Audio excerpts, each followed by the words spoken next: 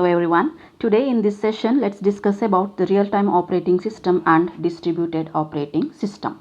In real-time operating system, the main constraint we are dealing with is time. That is, a program should respond to activity in a maximum time determined by the external system.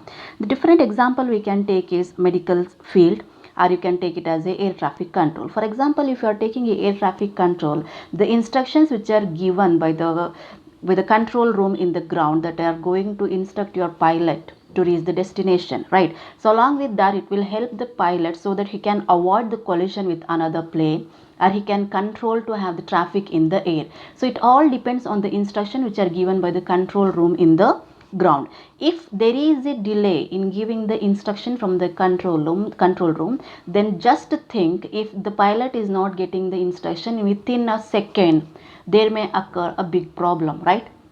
Collision may occur, traffic may occur, right? So these are the best example we can say about the real time application. One is air traffic control. The second one I said medical system. So now the technology is so increased that even through video calling they can operate the patient, right? If an expert is guiding a doctor to perform an operation and he is making a delay to give a instruction while operating, just think what happens to the patient, right? So this is how the real time operating system work. So there are two kind of real time operating system. One is hard real time and the other one is soft real time. They are based on the response requirement of an application. For example, I said air traffic control and medical system, how they can be used in calling.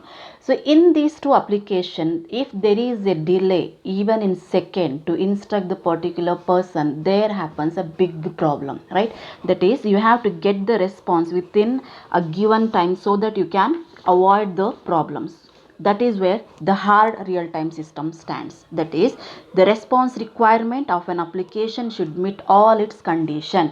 That is called as hard real-time system.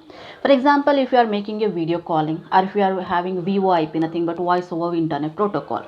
So getting a response, a delayed response, maybe there is a loss of some words we may have, right? There is a loss of some words, loss of some data. That is not a big loss for us, right?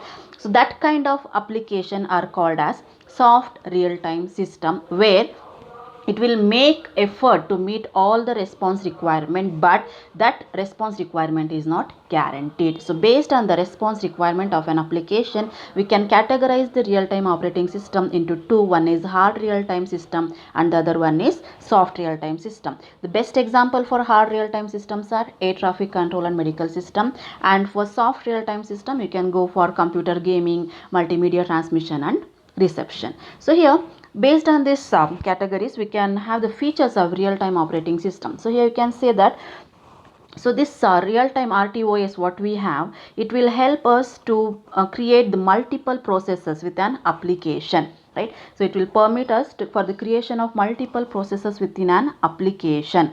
So it will even helps us to give priorities for the execution of an application. So based on CPU or IO, you can assign the priorities to work. Then it will allow the programmer to define interrupt and interrupt processing routines. You can have priority driven or deadline oriented scheduling. And lastly, we have it helps to provide the fault tolerance and graceful degradation capabilities.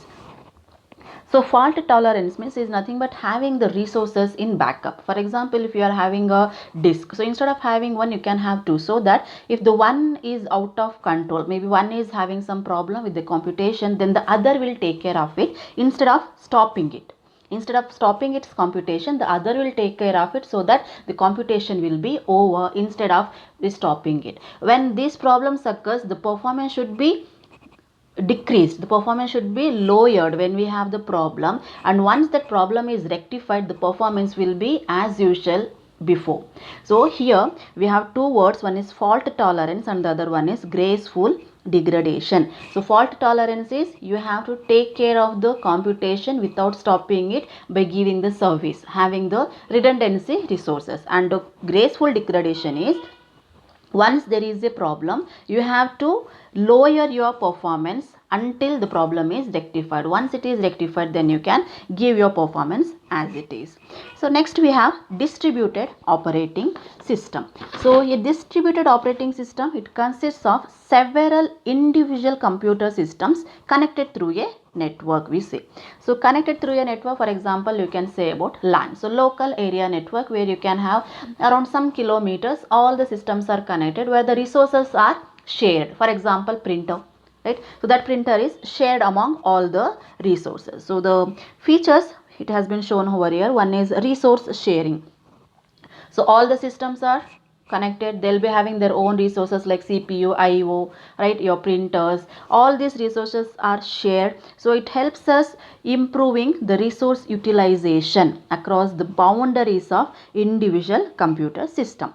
The second one is reliability. So reliability is nothing but availability of resources and service despite failures. Nothing but, I said now, you should have the redundancy. So the will have the more than one resource. So one is going out of control, the other will be taking care, so that the service should not be stopped. Then it helps us to speed up the computation. So speed up the computation is nothing but the processes what we have, it will be shared among all the computers, so that everyone will computing at the same time, so that we'll get back the response easily and soon, so that you are increasing the speed, right? Next we have communication.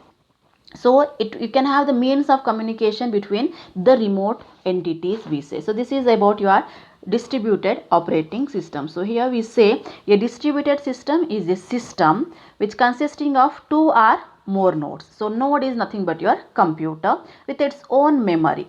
So some networking hardware and a capability of performing some of the control functions of an OS is nothing but your distributed operating system.